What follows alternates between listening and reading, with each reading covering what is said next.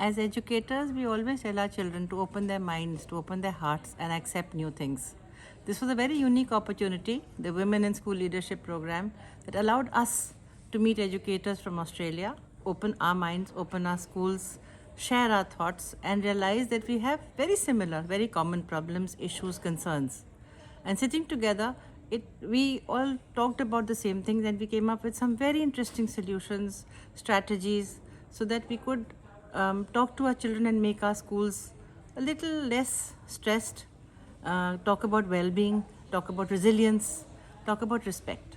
In that sense, I think all of us, stakeholders, teachers, educators, children, and parents have benefited from the program. What are the similarities in a nutshell?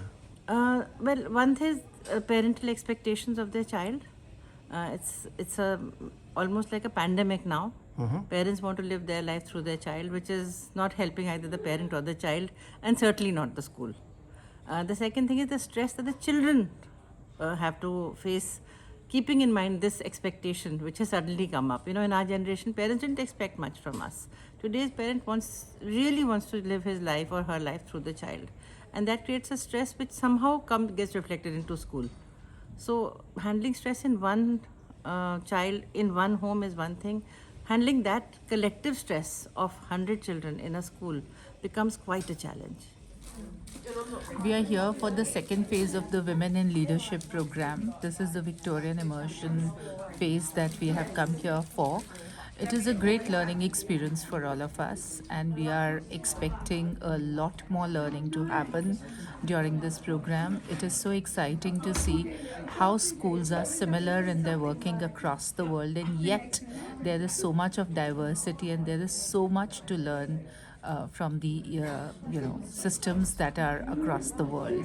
So very happy to be here and looking forward to having more such programs and implementing what we've learned here into our schools. So what is the thing which influenced you the most up to now?